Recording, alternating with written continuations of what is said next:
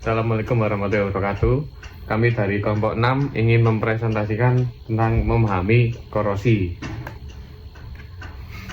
Ini anggotanya ada saya sendiri, Raditya Jaya Hidatullah. Saya Raffi Chandra Maulana Susanto. Latar belakang. Korosi merupakan salah satu permasalahan dalam bidang teknik yang berkaitan dengan kerusakan material, khususnya logam. Korosi terjadi akibat interaksi antara logam dengan lingkungan sekitarnya melalui reaksi oksidasi, reduksi, redoks. Selanjutnya ada rumusan masalah. Rumusan masalah yang pertama, apa yang dimaksud dengan korosi dan bagaimana proses terjadinya korosi.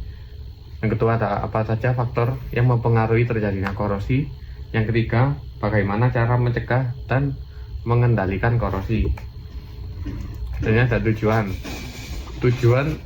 yang pertama yaitu mengetahui pengertian dan proses terjadinya korosi. Tujuan yang kedua, memahami faktor-faktor yang mempengaruhi korosi. Yang ketiga, cara pencegahan dan pengendalian korosi. Pengertian korosi sendiri adalah proses degradasi atau kerusakan material logam akibat reaksi kimia maupun elektrokimia dengan lingkungan sekitarnya.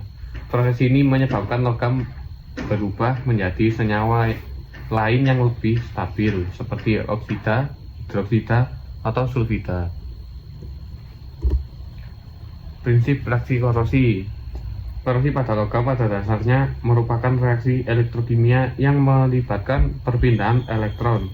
Dalam proses ini terdapat dua bagian penting, yaitu anoda dan katoda. Anoda sendiri adalah proses oksidasi, yaitu bagian logam yang kehilangan elektron. Pada katoda atau reduksi, bagian yang menerima elektron. Pada korosi besi, reaksi yang terjadi ya bisa dilihat sendiri. Selanjutnya, faktor yang mempengaruhi korosi. Korosi dapat dipengaruhi oleh beberapa faktor penting, antara lain yang pertama, kelembapan udara. Air mempercepat reaksi korosi karena berfungsi sebagai elektrolit. Yang kedua, ada kandungan zat elektrolit. Air yang mengandung garam atau asam akan mempercepat korosi. Yang ketiga, ada suhu. Semakin tinggi suhu reaksi kimia berlangsung lebih cepat sehingga korosi meningkat. Selanjutnya ada jenis logam. Logam dengan potensial elektrod rendah lebih mudah terkorosi. Lalu yang terakhir ada kondisi permukaan. Permukaan kasar atau retak lebih mudah mengalami korosi. Dan di sini ada videonya, bisa kalian lihat sendiri ya teman-teman. Oke, kita lanjut ke slide yang berikutnya, yaitu ada jenis-jenis korosi. Beberapa jenis korosi yang umum terjadi antara lain, yang pertama ada korosi merata, terjadi secara merata pada seluruh permukaan logam sehingga menyebabkan penipisan secara perlahan. Ada korosi galvanik, terjadinya karena kontak antara dua logam berbeda dalam lingkungan elektrolit sehingga salah satu logam lebih cepat terkorosi. Nah, yang ketiga ada korosi celah atau crevice corrosion. Itu terjadinya pada bagian sempit atau celah yang tertutup seperti pada sambungan baut atau lipatan logam. Yang keempat ada korosi sumuran atau pitting corrosion. Terjadinya dalam bentuk lubang-lubang kecil pada permukaan logam yang dapat menyebabkan kerusakan serius. Nah, berikutnya ada dampak korosi. Dampak dari korosi yang signifikan antara lain yaitu pertama ada menurunkan kekuatan dan ketahanan material. Yang kedua, mengurangi umur pakai logam. Yang ketiga, menyebabkan kerusakan pada struktur dan peralatan. Keempat, menimbulkan kerugian ekonomi yang besar. Kelima, berpotensi menyebabkan kecelakaan. Nah, videonya bisa dilihat sendiri ya teman-teman. Selanjutnya ada proses terjadinya korosi. Korosi pada besi terjadi melalui reaksi elektrokimia antara besi oksigen, dan air. Pada permukaan besi terbentuk daerah anoda dan katoda. Di bagian anoda mengalami oksidasi menjadi ion Fe dengan melepaskan elektron.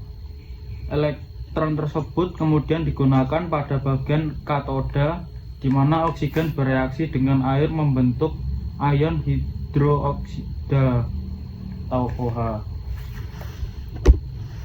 Nah, di sini ada videonya juga ya teman-teman. Kalian bisa lihat penjelasannya lebih detail di sini ya. Selanjutnya ada contoh kasus korosi dalam kehidupan. Pertama, kendaraan. Korosi sering terjadi pada rangka, knalpot, dan bagian bawah kendaraan akibat paparan air hujan dan udara lembab. Yang kedua, jembatan. Struktur baja pada jembatan mudah terkorosi, terutama di lingkungan dengan kadar garam tinggi seperti daerah pantai. Yang ketiga, ada pipa.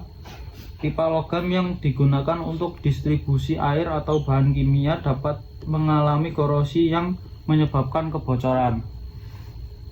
Nah, bisa kalian lihat ya teman-teman videonya di link YouTube ini. Selanjutnya adalah cara pencegahan korosi. Korosi dapat dicegah atau diperlambat dengan beberapa metode yang bertujuan mengurangi kontak langsung antara logam dengan lingkungan yang penyebab korosi seperti air dan oksigen. Beberapa cara yang umum digunakan antara lain yang pertama adalah pelapisan atau biasanya dicat atau galvanisasi. Yang kedua, proteksi katodik. Yang ketiga, perawatan dan pengendalian lingkungan. Di sini ada videonya, bisa cek sendiri ya. Yang terakhir, kesimpulan. Korosi merupakan proses kerusakan logam akibat reaksi kimia atau elektrokimia dengan lingkungan yang menyebabkan reaksi redoks. Proses ini dipengaruhi oleh berbagai faktor seperti air, oksigen, lingkungan, dan jenis material. Korosi dapat menimbulkan dampak yang merugikan baik dari segi teknis maupun ekonomi. Selanjutnya ada saran. Diperlukan kesadaran dalam melakukan perawatan terhadap material logam agar terhindar dari korosi. Selain itu, pengembangan teknologi dalam mendeteksi dan mencegah korosi sejak dini perlu ditingkatkan guna meningkatkan keamanan dan efisiensi penggunaan material dalam kehidupan sehari-hari.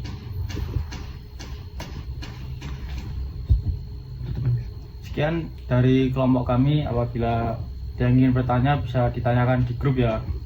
Sekian, terima kasih. Assalamualaikum warahmatullahi wabarakatuh.